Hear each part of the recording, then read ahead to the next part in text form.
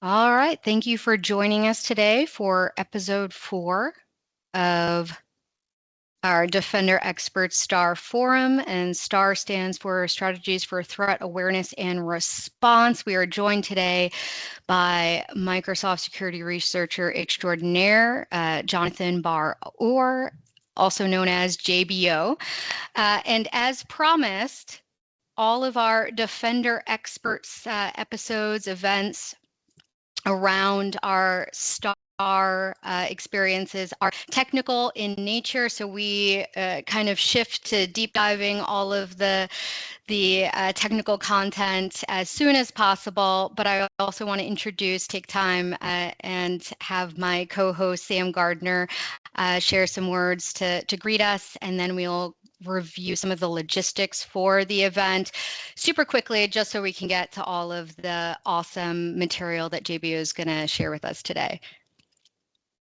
Absolutely. Thank you, Ray. I just want to take the opportunity to sit here and say that this episode right here, I mean, first and foremost, we have JBL here present. So hats off to this man for coming here today. But also, I'm excited because, again, you can think about in your 24-hour spans how often you use your browser. So for this case right here, this is the opportunity for you to learn about the threats as well as insights of how to protect yourself, because that's what we're all about, is protecting ourselves, right? So sit back, relax. I hope you enjoy the session, and I encourage you all to ask questions or share thoughts as we go along.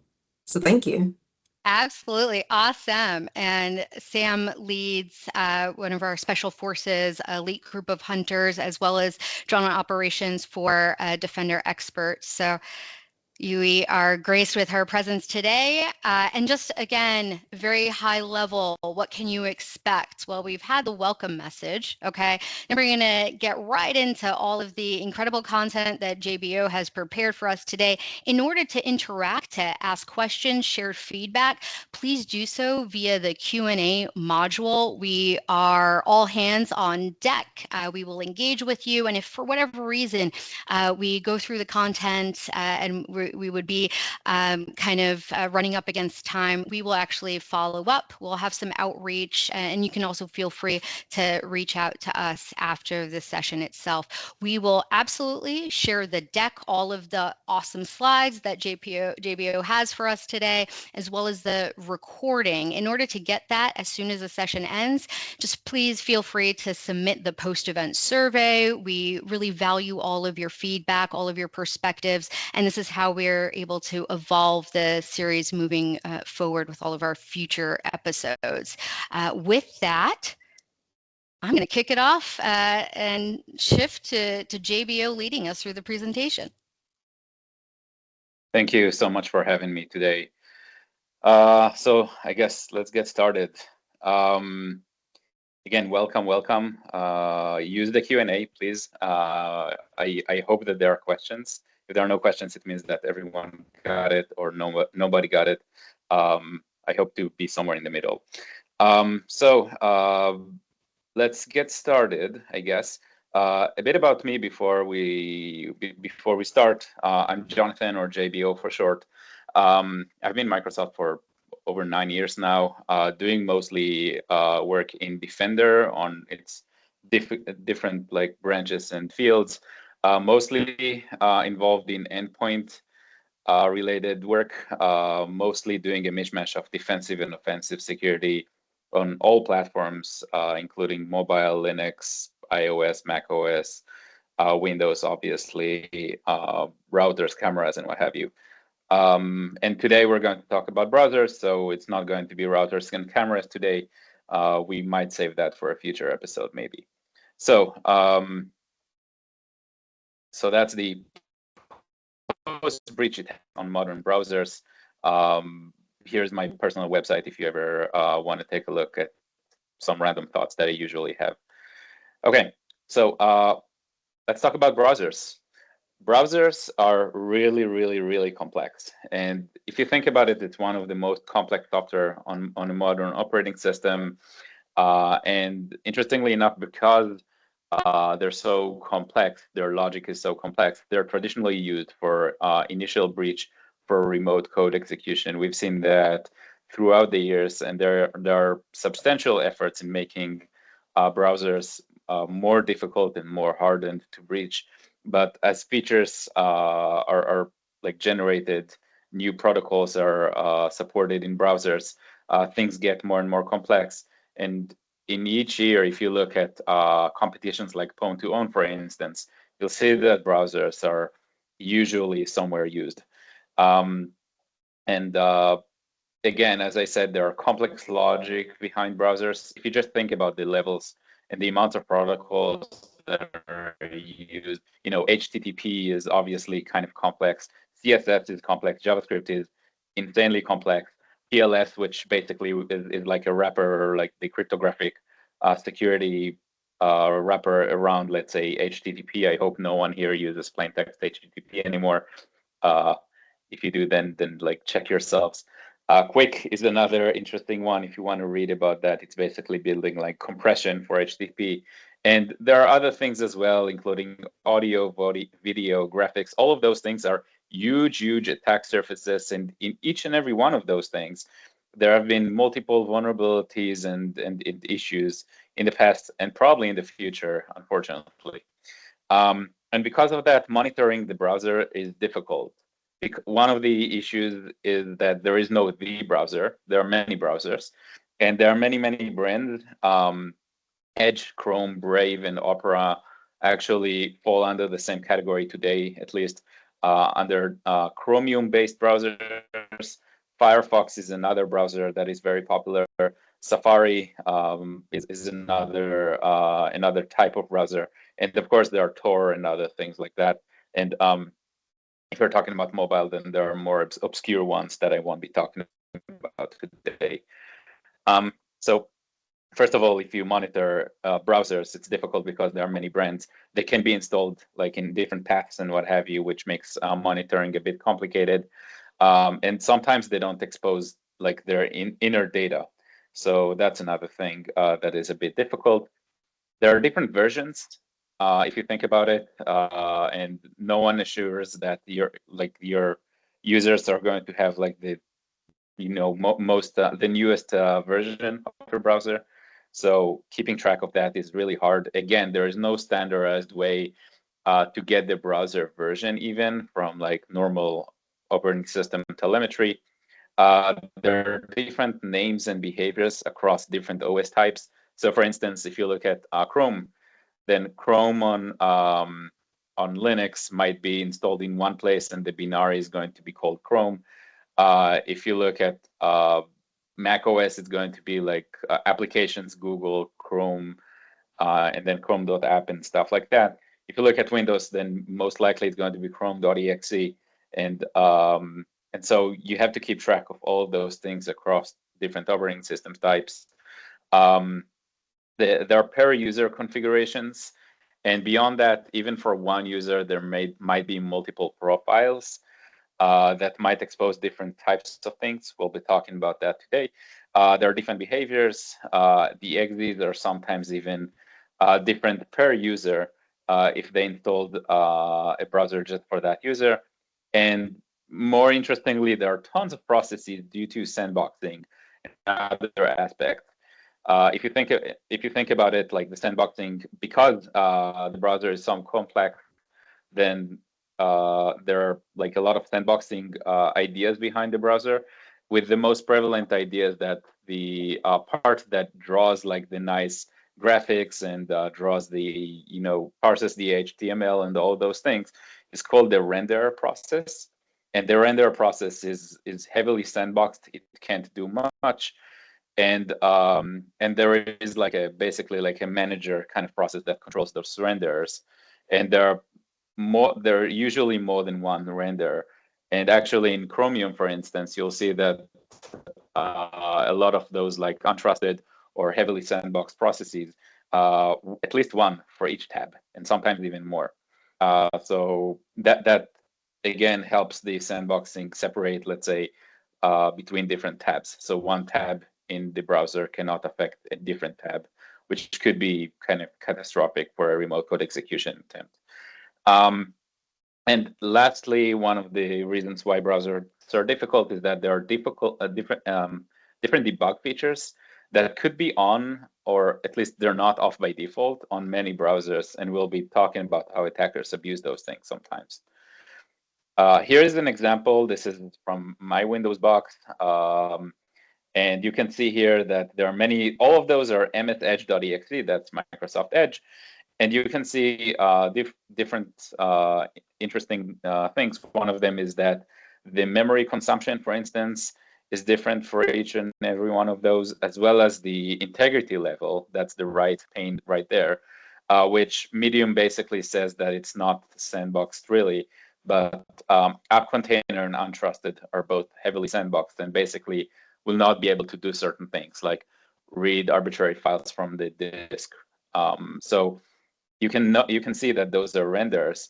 And a funny fact, by the way, is that if you look at the memory consumption of each tab, you'll be able to kind of guess, if the user is doing something that requires a lot of like memory or something, that requires intense resources versus, browsing some static website, as an example. Anyway, I want to talk a bit about pre-breach, even though that's not the topic of the conversation. I want to make sure that we have a good understanding. So a full attack, really, a full remote code execution to arbitrary code execution attack requires chaining kind of primitive RCE with other vulnerabilities, which usually is a sandbox escape. As you remember from one slide ago, if you run arbitrary code in, let's say, the app container or the untrusted process context, then you might want to do something as an attacker.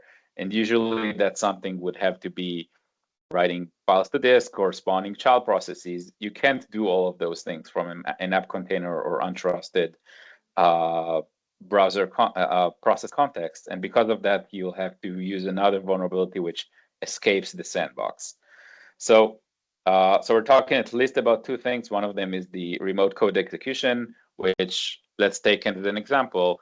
You find a memory corruption in how JavaScript is implemented in some browser, and you get from running JavaScript to running arbitrary native code inside that untrusted process context. That's the RCE part. And then the sandbox escape part would be escaping that sandbox and doing something meaningful on the operating system. That's how a modern pre-breach exploit works when we talk about browsers, at least. So common RCE targets, there are so many, but I'll just name a few. So JavaScript engines have been notoriously abused. V8 is one of the most prevalent ones. That's a JavaScript engine that's used by Chromiums. There is JavaScript Core and SpiderMonkey used by Apple and, if I remember correctly, Mozilla. WebAssembly is another big thing. Many interesting vulnerabilities in the past there. DOM parsers like Blink, WebKit, and Gecko are used a lot. Media, I did mention audio, video, images, and PDF. Interestingly enough, PDFs usually also appear inside browsers. So vulnerabilities in each of those can be an RCE target for attackers. And network protocol handlers. These became a bit better, but still once in a while, you might see interesting things happening there. So Quick, WebSocket, PD, all of those things are very interesting targets for attackers and vulnerability researchers. And lastly, for escaping the sandbox, assuming that someone can run arbitrary code inside an untrusted process context, would be GPU processes, inter-process communications, or broker process breaking. Broker process, by the way, is that manager process that I mentioned that manages all the renders. There have been a very interesting sandbox escape just now on Chromium that Google gave someone like $250,000 for finding like a sandbox escape. So those things are highly valuable, of course.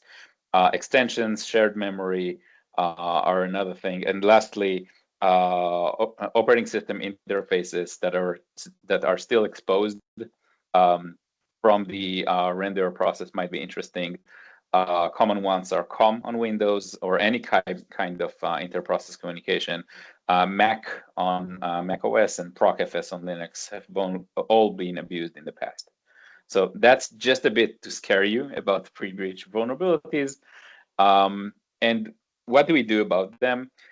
It's really hard because the attack surface is so large. It's really hard to get optics from the browser. And because, like, again, there are multiple places where an attacker could go into, as well as the fact that browsers commonly do not expose a lot of telemetry outside, let's say, to EDRs.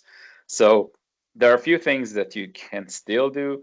I gave here a bunch of examples, and I want to talk about each and every one of them. So, for instance, if you look at COM interfaces that are spawned by browser, you might see an out-of-proc COM in the form of a new process called DLL host, and then /process ID, and then a class ID. And there are very well-known classes that are used for malicious purposes. Obviously, anomalous child processes, DLL loads, or file writes. If you see anything weird that happens from a render process, then you know that something is really fishy. Anomalous memory operations, like things that might look like an open process call, read, write, execute pages that are allocated remotely. You get all of those things in any EDR that's worth their salts. Crashes, I didn't talk about it too much, but exploits are sometimes very probabilistic in nature because of different mechanisms like ASLR, for instance. And because of that, if you see a browser crash, then it might be a good indication that something fishy is going on, especially if you see crashes that happen over and over again. Abnormal network activity that includes both like, hey, someone browsed to that URL and never browses that URL normally, as well as a lot of like network connections and stuff like that could be very interesting, especially because in many cases, when we talk about the remote code execution part, to get after a remote code execution, normally an attacker would be able to run a very small, let's say, small program or something like that.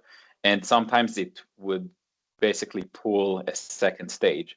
So seeing like abnormal network activity, let's say TCP, a TCP connection to over an abnormal port to somewhere might be that second stage. And lastly, token manipulation is another thing that you might want to be aware of. Let's say the process suddenly became trusted or something like that, or let's say medium integrity level. And of course, that's the most important part, programmatically making sure that the browsers are updated. Any threat vulnerability management system does well in those cases. Moving on, that's, by the way, this is something that I have not talked about. I still call it pre-breach. It's not a vulnerability, but it's the human side of things. Let's not forget that humans are usually the weakest link in those things. And this is something that I'm pretty sure a lot of you are aware of. Click fix is basically a type of attack that would prevent that would basically try to coerce a user to basically run arbitrary code outside of the browser by giving them some weird message that might look like this. By the way, this is from a red team exercise that we ran internally in Microsoft, and it was vibe coded. Like that entire web page was created not by a human, but basically by some LLM. And it's very, very easy for attackers to create something like that. Basically, click to fix. And then the idea, by the way, if you're unfamiliar with it, is that once someone clicks on click to fix, it will copy a malicious command line into the user's clipboard. And then it will, by pressing Windows key and then R and then Control and then V and then Enter, they would inadvertently run the malicious command line, which will usually pull in another payload. In this case, the thing that again was vibe coded will basically, if you read the code here, it will basically use FTP to kind of pull the second stage and basically run it. So that's just an example, and we've seen other types of click fix attacks, which I will not be talking about, but I know that we're going to release a blog post about click fix soon, by the way. So stay tuned for that. So that's the human element, and there are many other types of browser-based attacks when the human side is actually the weakest link. So, and this is an example of an advanced hunting query that you can run. That's an example for ClickFix specifically. So when you do control Win key R and then Control V and then Enter, it will basically use the run option in Windows. And interestingly enough, those command lines are populated in a registry key known as run MRU. And you can basically look at all the different things that have been run by that user with that methodology of running something. And in this case, this is very simplistic. It will basically tell you, hey, you know what? A user ran CMD or PowerShell or bitsadmin or FTP or curl or whatever. These are the common living off the land binaries or lol bins for short that are used by attackers to pull the extra, the second stage payload and basically continue a click fix attack. So that's just one example. Of course, there are many other examples that you can think of. So more a bit about the pre-breach part. There's something called URL associations. Just like when you type HTTP : / it knows to browse to a browser. If you do FTP : / it knows how to spawn FTP. And then there are other types of kind of schemas, and those things are known as URL associations. In 2022, there was a big vulnerability nicknamed Paulina that basically used the URL associations called MSDT to basically make the browser with a pop-up, but still, so it does involve the human aspect, but still basically spawn PowerShell in this case, right? And that thing used to be abused from documents, but it could be done from browsers too. There are other types of URL protocols that were abused, like Search MS and MS App Installer. All of those things have been fixed by Microsoft, but still, URL associations that is another example of something that does have a pop-up by the browser, but still users might just inadvertently click yes, and then basically it will run an arbitrary command. And you can look at those things because you'll see a child process by basically the browser with, let's say, a very weird command line. This is an example. Of course, this is not a complete list, but it's a good enough to begin with. This is basically an example of a hunting query that looks for anomalous child processes, let's say CMD, PowerShell, and PowerShell ISC, under one of those browsers that you can see here. Next part is post-breach. Let's assume that an attacker has breached the machine, not necessarily from a browser remote code execution. They basically have the ability to arbitrarily run code. And then there is the question is the browser really useful for an attackers? And I hope that the answer that you have in mind is a big yes. And then there is the question, of course, of why.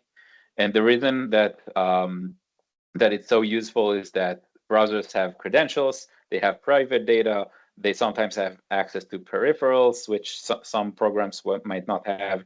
They can commonly be used for persistence because they're used by the user a lot.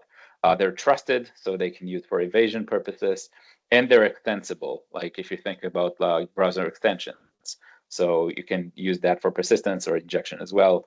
I can use that to inject adware and what have you. So I want to talk about a few things. Credential theft from memory is something that is very top of mind. If you remember the good old days where everyone used to basically read process memory from LSAS and get credentials, that's still the case, unfortunately, in some cases, but LSAS is so hardened these days that it's no longer as big of a thing that it used to be. But interestingly enough, the entire world has shifted. And a lot of the important credentials no longer just live in LSAS, they might live in some process memory, and specifically the browser has a lot of credentials. So as I state here, many secrets live inside the browser's memory. That includes the form autofill credentials like credit card information, stuff like that. Cookies, of course, refresh tokens if you're using any type of SSO. So all of those things are very interesting. And if an attacker basically can run arbitrary code on your machine, they can basically steal those things from memory. And there is the question, how does one extract memory from a different process? It's very easy. You call the Open Process API, you basically read process memory for all readable and writable pages, and then you look for patterns. There was a tool in the past, I think it still exists, it's called mitigation, that was used by attackers and basically is a PowerShell script that automates that entire idea. I'm a Python enthusiast myself rather than a PowerShell one, and I coded this thing. Well, again, I kind of vibe coded it. But this is the entire code, by the way, in Python. Well, almost the entire code. There are C types involved somewhere. But basically, the code is very simplistic. It will open up a process with a certain process ID, and then read each read-write region, and then try to find like patterns inside. And this can get you a lot of different, interesting different things. Let me see if the video actually plays out. Yes, it does. So as you can see here, this is a browser, basically type in my password, right? It says my secret password. And this is my Python code that will basically look for those kind of like patterns. And in this case, I look for my secret, and you can see it says my secret password, basically extracted that from memory. It's not that surprising, I know, but this can, of course, happen. Imagine that the attacker does not run like a big black screen that says, oh, I stole your credentials. They can do it like silently, of course. So this is kind of scary. And then this is how to hunt for those things. Interestingly enough, there is in Defender read process memory callback, but it's mostly used for LSS because of performance reasons. And because of that, I strongly encourage that you just look for open process API calls, let's say on Chrome, Edge, Firefox, Brave, or Opera, and things like that. And in this case, it also actually looks for a specific desired access of VM read, which stands for like virtual memory read. It means that someone can invoke later read process memory. And if you see any processes that are anomalous that call that API on a browser, then it might mean that someone is trying to extract credentials from memory. Moving on. Another important thing that I've seen, and I think that is not very well known, is credential theft by TLS stripping. So usually, if you play by if you do things correctly, you should never put, like, say, credentials or any type of sensitive data unless the site that you're talking with is actually over HTTPS. That's the secure the secure HTTP that is basically wrapped by TLS. And basically what I discovered is that most modern browsers, I think most Chromium ones as well as Firefox, support SSL debugging. SSL is basically the previous version of TLS. And interestingly enough, there is an environment variable called SSL key log file. And if that environment variable is set, then basically when the browser starts a TLS session, it will dump the TLS pre-master secret into a certain file, the file name that basically is mentioned under that environment variable. And you don't have to, I won't go into the details of how pre-master secret helps you get credentials. All you need to know is exactly the following. If someone dumps the TLS pre-master secret, then it basically means that they can strip like the entire encryption layer of TLS and get the plain text, assuming that they sniffed all communications. And interestingly enough, on Windows, that could easily be done with packetmon, pktmon.exe. It's there natively on Windows. And of course, there are other tools like that on macOS and Linux. You'll see TCP dump, T-Shark, and similar things. And of course, an attacker could just bring their own like sniffer as well. So how does the attack look like?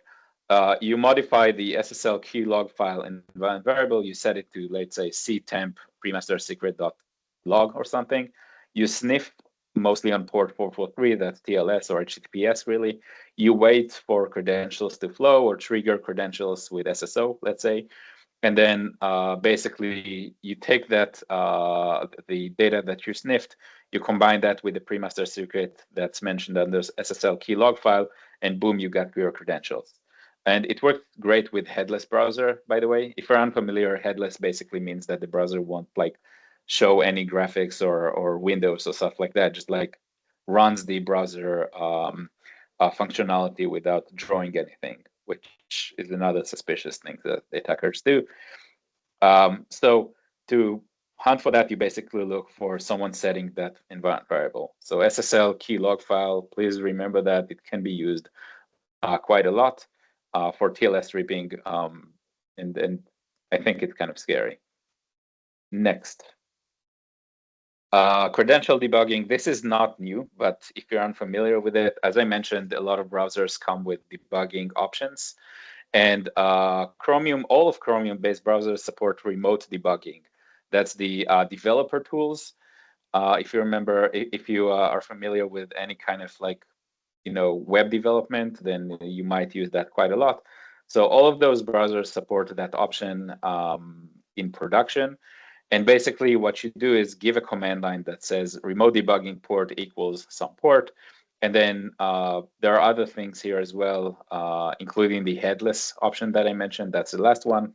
And remote allow origins basically says, oh, we allow localhost to basically go and talk to the remote debugging port. So if someone runs the browser with those flags, then basically it's open now to any kind of remote debugging, which can also be localhost remote debugging. Here's an example of me running. In this case, it's Edge, and you can see me running -- remote debug port equals 92222. And then at the other command line, you'll see me using curl that basically browses somewhere. And you can see me trying to browse to localhost 92222/JSON. And this basically gives me a WebSocket address that I can connect with and basically start controlling that browser over HTTP or over a WebSocket, really, which basically lets me as an attacker navigate to arbitrary URLs, extract cookies, and so on and so forth. So these are some of the commands that are used over the WebSocket. So network enable, page enable, and page.navigate navigate to some URL. And I can fetch all of the messages using the WebSocket app and look for credentials. This is an example of, again, a Python script that I use to control the browser. And basically this on message callback will get all of the different messages, and then I can try to find credentials inside those messages. So that's a very notorious and bad technique. And I did discover, by the way, that Chrome and recent versions of Edge try to prevent using the default user directory, but there are hacks to basically circumvent that protection. It's not strong enough, so do not rely on that if you ever read about that.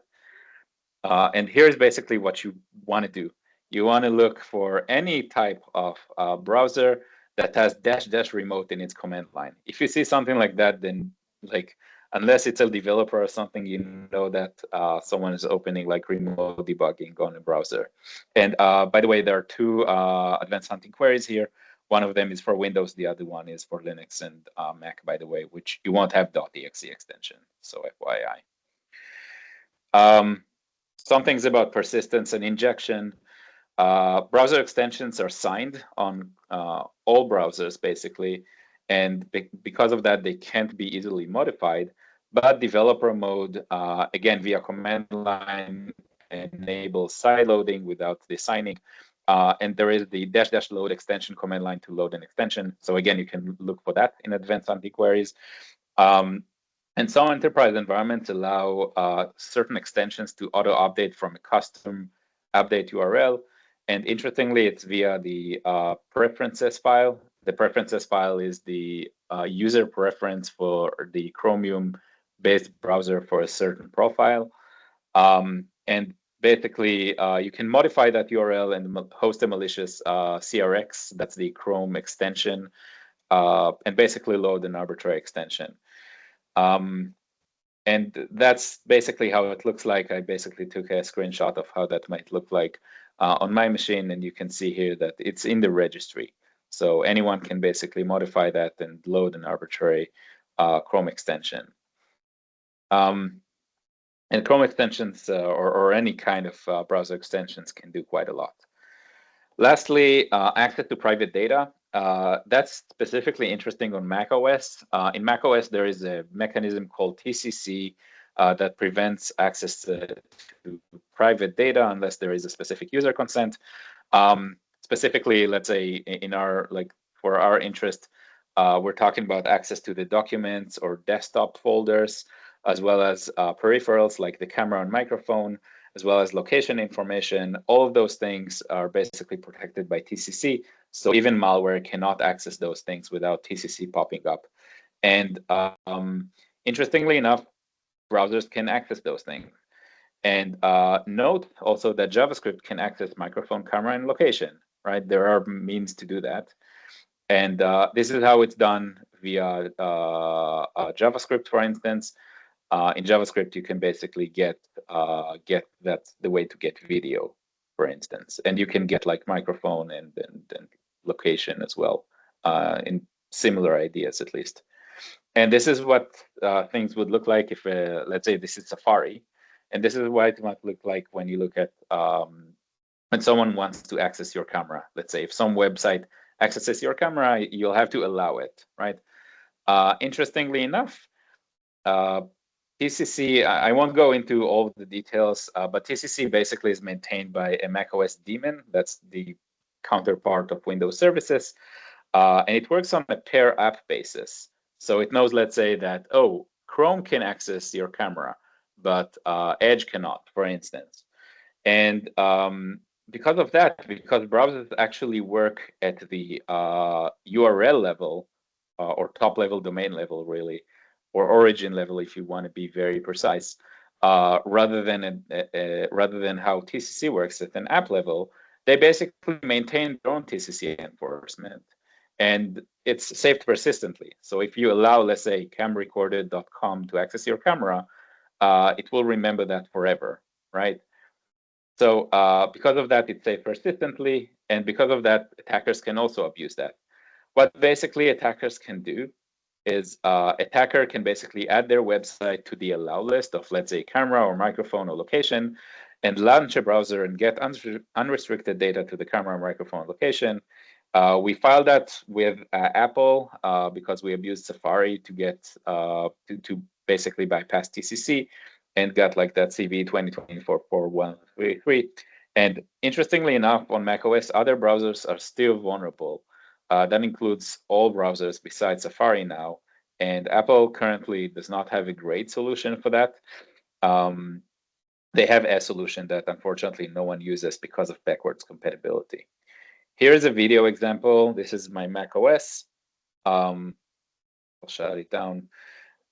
Here, basically, you'll be able to see that this is the TCC permissions, and you can see here, I hope, that like there are no programs, or specifically the terminal cannot access the camera or microphone or location.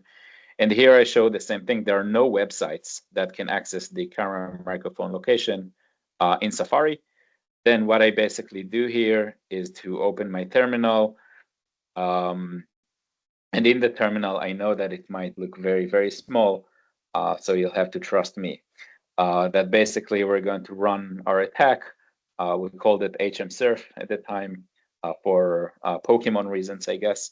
And basically, you'll be able to see that even though, like I showed, that there are no access, you can see that there is location access, and it was also able to take a picture. This is my son's drawing that I used, but basically an attacker can basically bypass TCC completely. And this attack, again, still exists under all browsers besides Safari. So I find that very interesting. Kind of shows you that you really, really need an EDR on macOS as well. This is a tool that I released after finding that vulnerability that kind of assesses all the different browsers that you might have. And basically will tell you whether something is can be abused by attacker or not to bypass TCC. Some protection strategies. Generally, we talked about a lot of different things. And by the way, like I haven't released any advanced hunting query for that because fortunately Defender covers all of those similar attacks. But of course, that's only if you have Defender. If you don't have any type of EDR or an AV on Mac, then you're kind of on your own here. Some protection strategies. We talked about a lot of things. Generally, in a very high level, look for anomalous modifications of extensions on disk and in registry. Look for anomalous child processes, file writes, registry writes, image loads by browsers. Look for anomalous memory operations, specifically any memory operation that includes executable pages are interesting. Look for unexpected configuration file modifications. For instance, the attack that I mentioned right now actually has to touch the user's preferences file. This is where the camera and microphone and location choices are basically saved. Look for launches of browsers with debugging enabled command line, as well as headless, as we mentioned. Look for unexpected use of microphone camera. I think in Defender, you should already have that information on macOS. And look for browser affecting environment variables. Obviously, SSL keylog file is the prime example that I have in mind. With that, thank you again so much for tuning in and listening. I hope you had a great time. And I'm open for questions if there are any. Thank you again. Thank you so much, JBO. It was extraordinary. I actually have a question for you. If you were leading a SOC today and you had finite resources and your team was mixed with juniors and a couple of senior folks sprinkled in, how would you prioritize, right? Like, how would you focus your efforts to make sure that you were mitigating against user attacks as effectively as possible? That's a tough one. Requires one more hour of talking. I would say, first of all, I'm a true believer in automation. So whatever you can automate, whatever you can do easily, my suggestion is that you do that. Whether you use a SIEM or you use, let's say, Defender custom detection rules, you can use those things immediately to hunt for the and to trigger actually those like low-hanging fruits, especially the command line ones, the ones that do not require a lot of statistics, right? So if you see dash remote whatever, like that's a clear win that you can use immediately. There are things that are more difficult, and in this case, I would say that like defenders globally have a very hard time protecting. So first of all, my consultation is that you're not alone. You're in a good company if you're struggling against those things. As I mentioned, browsers are extremely difficult and they don't expose a lot of data. There are certain thresholds in Microsoft internally in Defender that we came up with to kind of look for what is anomalous, what is not anomalous. When is it suspicious for a browser to allocate too many executable pages, or when is it too suspicious to see like how many browser crashes do you see before you suspect that there is like an exploitation attempt, and what URLs has the browser actually contacted with before doing those crashes. So I would say that this is another nice strategy. Those would be my top priorities. Of course, the number one priority is making sure that everything is up to date. I did mention that, with regards to threat vulnerability management, as well as IOC-based attacks, you can't really underestimate those things. If someone accesses a URL that we know it to be bad, then obviously that's like the low-hanging fruit again that I would expect anyone to actually invest in, whether you use the SIEM or something else. And of course, Microsoft, like Defender, really helps out with those things. But you have to be vigilant in those things. So that's my very short response, which probably requires one more hour, as I mentioned. We'll just have you back, JBO. I mean, you've got a very good reception here. We're very grateful that you've been able to join us. And we actually have another question from one of these, and it kind of dovetails nicely in terms of how you're laying out your priorities in this hypothetical scenario.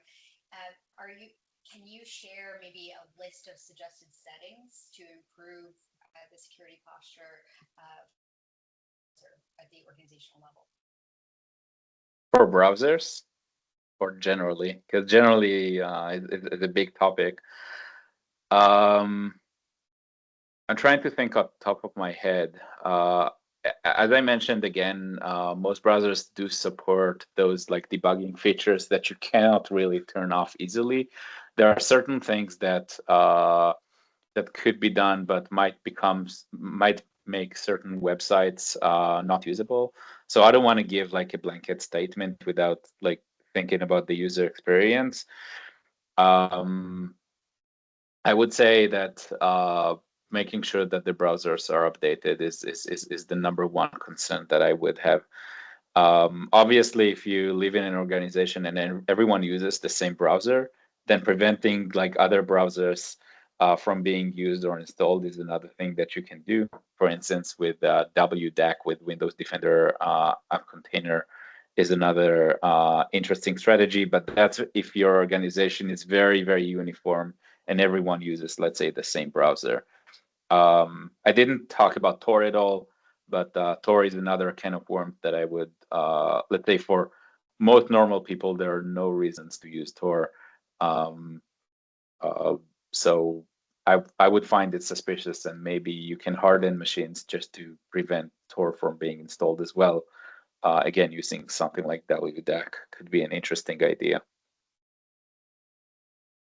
Absolutely, kind of establishing that general file or the expect baseline. That's super helpful. And we have a couple more questions actually, GBO, if I may. First one here, is there a way to specifically detect use of the browser exploit framework, the network? Or are there methods that you talk about here applicable detecting that tool abusing? Or pre-breach, I guess, is the question. Um, Again, because the browser does not expose like all the network bytes, and most of them are going to be encrypted anyway underneath TLS if the attacker like is really good or is even mediocre, then it kind of poses a problem.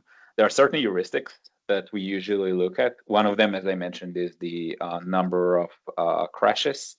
As I mentioned, if you look at most exploits in the past, they usually take a bunch of attempts to actually succeed because of certain mitigations like SLR. I think is the biggest thing today that actually prevents.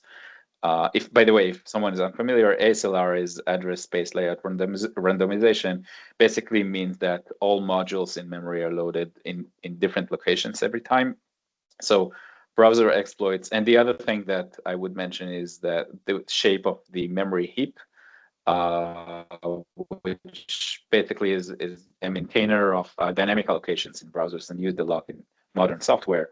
All of those add certain type of like randomization into attacks, and because of that, modern attacks on browsers today, or any type of memory corruption vulnerability, are kind of probabilistic.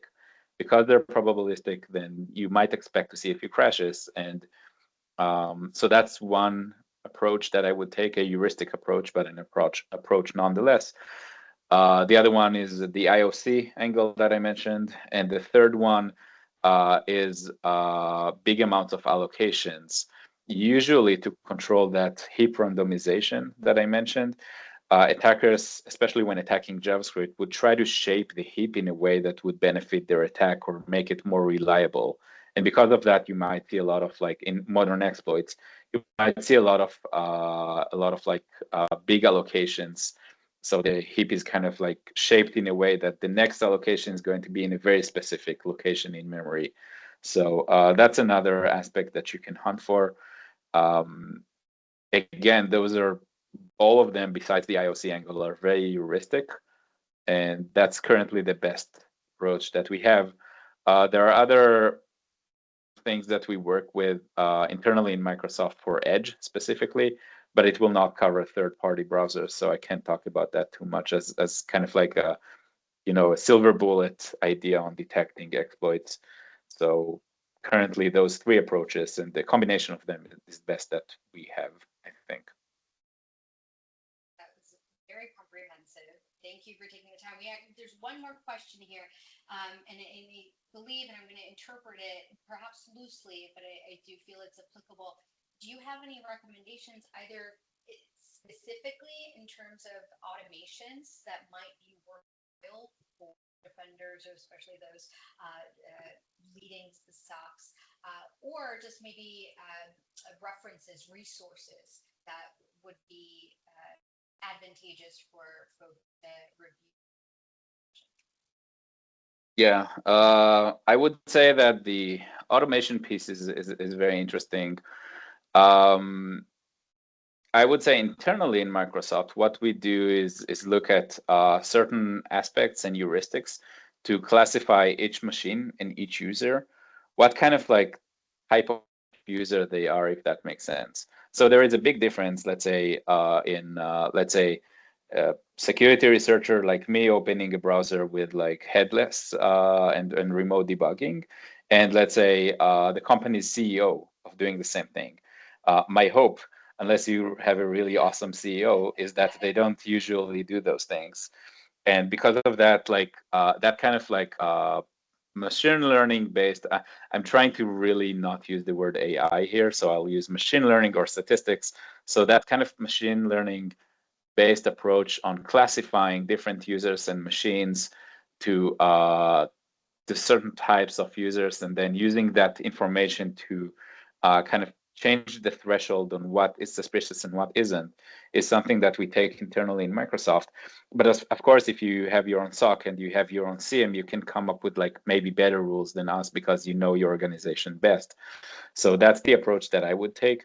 And this approach can be applied to, as I mentioned, users and machine, but also can be applied to all the different kind of everywhere that I wrote the word anomalous basically should translate to something like, oh, this is suspicious for a user to do. In another approach that, again, I don't want to use like big words, but time anomaly based detection is another thing that I would do. Attackers would rather work when the user is not in front of their machine. So if you see someone opening a browser at like 2 a.m. and doing weird things, then it might also be suspicious. That's in terms of the automation part. For resources, we will release those slides, and I'll try after this meeting, after this call, actually, try to add more resources. I'll have to think about it. I don't want to answer top of my head. There are great resources out there. All of them are free, of course, but we have to kind of make sure that we give the right resources and not bogus ones, because those also exist, unfortunately. That was such a thoughtful response. Thank you so much, JBO. You have been extraordinary. We're very privileged to have you join us and hopefully we'll have you return experience. So thank you again. And before we adjourn, I also want to share that we have a post-event survey. Please take the time. It should be less than 3 minutes or so. As soon as you complete and submit that survey, you'll have access to the link with the slides that you've seen here today as presented by JBO, and the recording will be released and published as soon as it is available. Take some time to process, and then want to leave everybody with, again, just the gentle nudge and encouragement to submit the post-event survey. If you'd like to learn more about Defender Expert, which is Microsoft's first-party managed service offering, we include those links. But again, today's event is really focused on all of the technical insights and really showcasing the brain power behind Microsoft security and researchers like JBO. And we also want to give a shout out to our partner ecosystem, our MISA partners. We love them, and we're looking forward to planning a future episode where we have a panel available. So thank you again to everybody. If you have any follow-up questions, please feel free to reach out, and we will make sure. Let me see. I see somebody had their hand raised. we can't we can't unmute you, but if you submit a question to me, I will absolutely make sure that you get those answers. And again, thank you so much for joining us, and huge shout out to JBO. You've been amazing, and we look forward to a sequel presentation. So thank you. We'll talk soon. Bye.